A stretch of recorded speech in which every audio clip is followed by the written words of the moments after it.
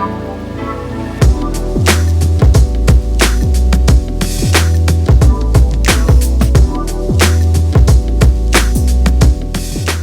my name is Nick. I grew up out here in Jakarta. I don't have any professional background in ice cream or baking or anything like that, but me and my wife, we started Cold Moo 4.5 years ago. We only did it because we felt like Jakarta needed an ice cream place that was different. And there's so many gelato shops around Jakarta. That's not what we do.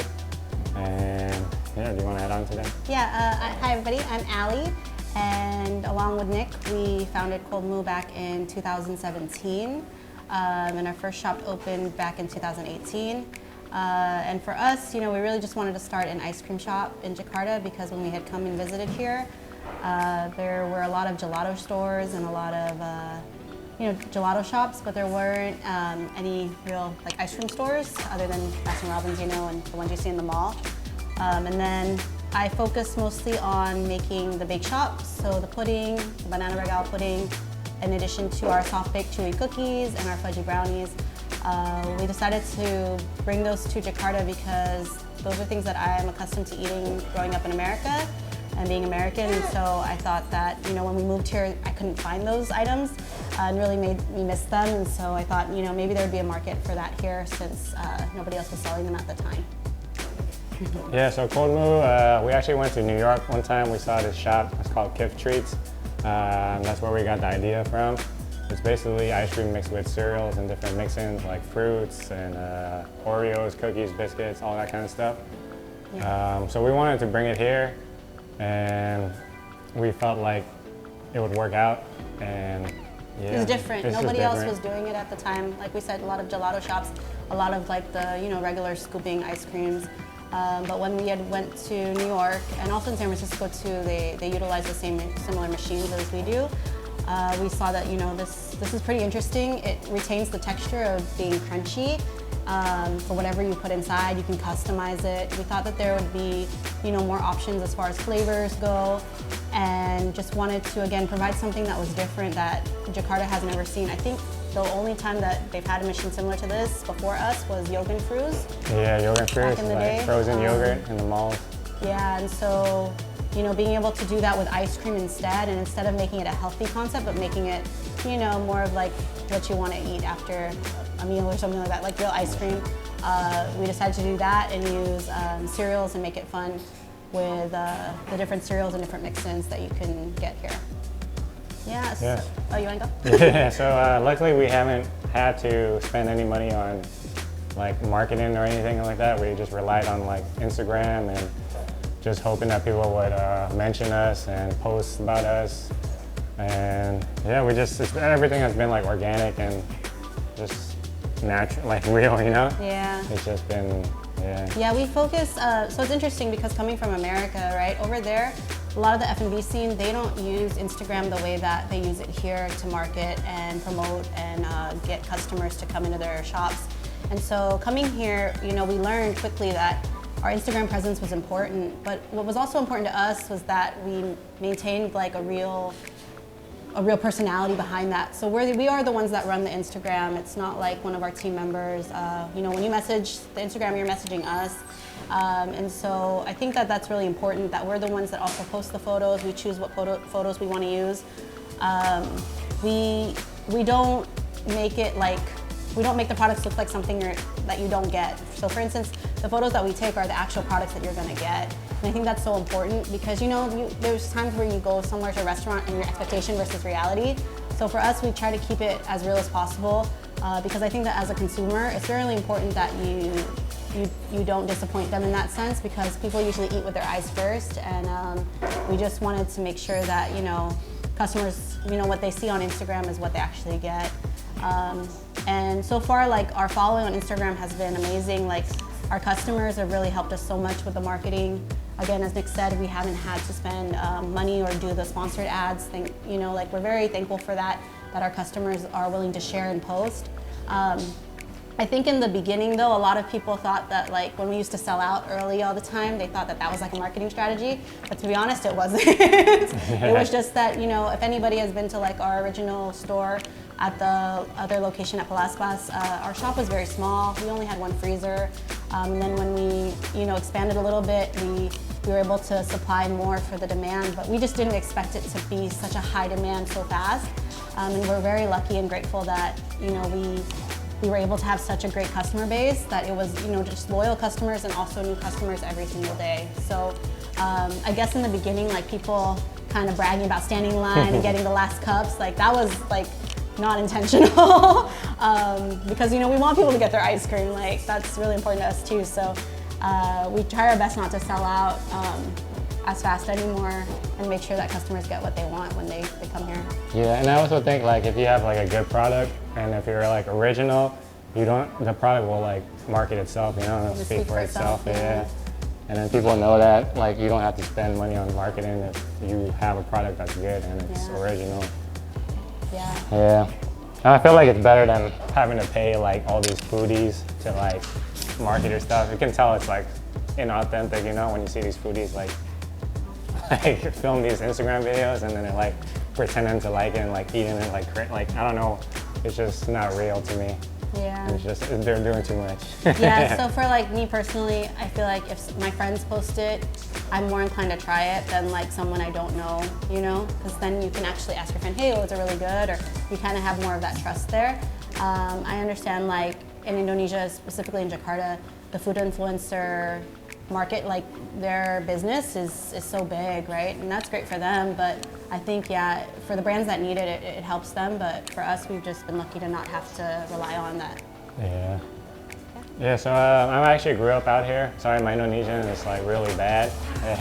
So I was born in America, but I grew up out here. I spent like 18 years of my life here, but my Indonesian is still so bad, so that's why this interview's in English, so I'm sorry.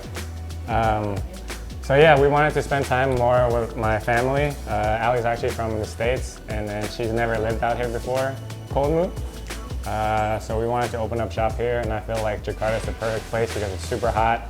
There's a lot of people. There's a lot of people too, Yeah. And yeah, ice cream everyone loves ice cream. Yeah, we really lucked out too with choosing Normangsa. So we actually were living in the north over in Kelapa Gading. And when we were deciding where we wanted to open Cold Moo, you know, we asked around, oh, where do you think we should open? Where do you think we should open? Everybody said, oh, go to the south. Like the south is where the cool kids are. The south is where they're willing to try brand new brands and things like that. Like even if they don't know you, like you'll at least have people that want to like try you out in the beginning. And to me, that didn't mean anything right in the beginning because I was like, oh, I don't know what that means, but okay. So when we found our spot at Palaspas, again, it was nice because it was a small store, which is what we wanted to start out with because it was just, you know, less risk. And we figured a small store is always empty anyways. So or always full, sorry, not empty. But yeah, so we picked out in Palaspas and we got really lucky because the number of schools around us and the number of kids around us, they really helped drive our initial consumer base. And like Nick said, everybody loves ice cream, right? So we got that business from the students and we got to know our customers really well because they were coming by like almost every day. And then, you know, they bring their family members, they bring their parents, their cousins, their friends, and then it kind of just grew from that. Yeah, I feel like the newer generation of Indonesians, they are more open and they want more like American products. I feel like maybe because it's new and they've never had it before. American products are usually super sweet, but Indonesians don't like it when it's too sweet. I feel like, well actually there are those Indonesians that really like sweet stuff, so I don't know. It just depends. It just depends on the person, but yeah, I think yeah, they do. They like American products. I think yeah. the number one comment we used to get when people would walk into our store, whether it's this one or the old ones, was that they felt like they weren't in Jakarta anymore. And that was kind of a big thing for a lot, especially like the kids, right? Because they wanted to feel like they were somewhere else. And then with the music that we play, the atmosphere and the vibes that we try to present in the store and just who we are, we're very Americanized. I think that has drawn in a lot of people to like talk to us and get to know us better. They're very curious about like who we are and yeah, same like you guys, like why do we end up here and how do we end up here? And so there is that draw of like, yeah, it's like being in somewhere else outside of here, like that escapism. And yeah, I think they really do gravitate towards the American products, like the chewy cookies, for instance. When I first moved here, there were no chewy cookies like in the market. I think the only one who was doing it was Dolab at the time that we started. And for me, it was solely because I like cookies. I'm a cookie monster, and I was like, you know what?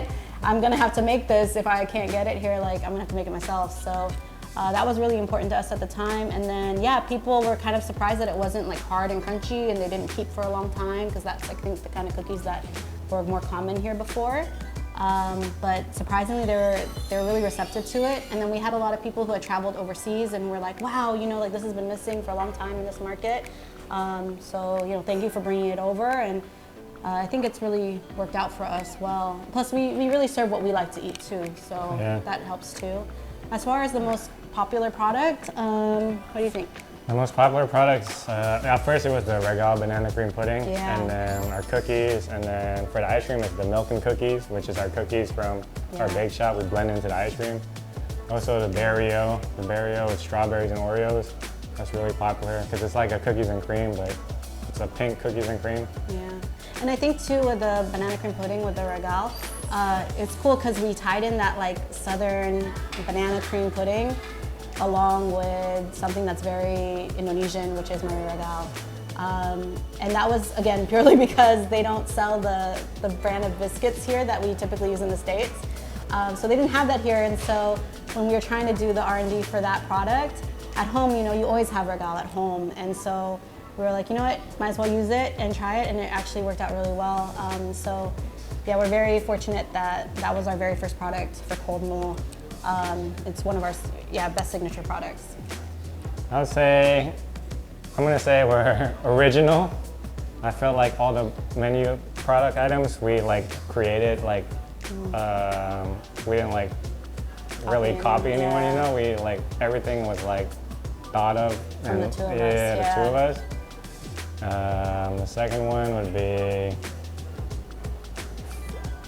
I don't know what's the second Authentic? one. Authentic. Yeah. Yeah. Authentic. Do you not like that one? Real? Yeah, real, yeah, Real. we're real, you know? I mean, we're real people. It's like, Yeah. we're, if you want to like come into the store and talk to us, like we're here We're sometimes. here. You can DM us. Or DM us, yeah, we're real people. We're real people. And then the third one, what's the third one, huh? I don't know, that's a good yeah, question. I've been yeah, thinking I about don't it. know, Yeah, I mean, what's the third one? I don't know. Good question. fun. We're Fun? fun. Yeah, we're pretty fun. I think we're pretty fun. Yeah, we're fun, yeah. Yeah, I think that's important too. Just, again, we're very much our brand. We've, you know, like if you ask more about like Cold Moo the brand, Cold Moo the shop, it's very much Nick and myself, because we knew that if we were going to spend every day in the shop working, we wanted to be in a place that was cozy for us, that felt like home and we were comfortable in. So we play the music we like, we serve the products we like, you know, and that's really important to us. So it's very personal in that sense too. Yeah, it's personal. Yeah. Yeah. Yeah, so like if we don't like a certain artist, we're not gonna play it at the shop, you know what I mean? And then Yeah. if we don't like a product, we're not gonna serve it. Yeah. Yeah. So Just even if it's popular, like Even people if always it's like, popular, yeah. you should sell this, you should sell that, and we're like, yeah, but if we don't really love it, then it's not, you know, it's not meant for us. Yeah, we're We not don't hopping just on follow the any trends. Yeah. I think we're trendsetters too. I think. Yeah, we're trendsetters for sure. I mean, I don't know, but there's just been a lot of people that are, you know, kind of trying to do what we do and use the same machines with similar concepts, and so that's been interesting to see. Yeah, same menu item, same Yeah, price. same price. That's too much. It's interesting, but People, yeah, it's pretty cool to see that impact that we've had on Jakarta in the few short years that we've been here. It must mean that we're doing something right, so Yeah. that feels good. Yeah, 3 words, huh? Yeah. It's a lot of words, sorry guys. Yeah, sorry. Yeah. Don't forget to comment, like, and subscribe. YouTube Oops, channelnya, Two Rubber. Two Rubber. Karetnya dua. dua. Yeah. Thank you. Thank you. Clap, Bonnie, clap. Thank you.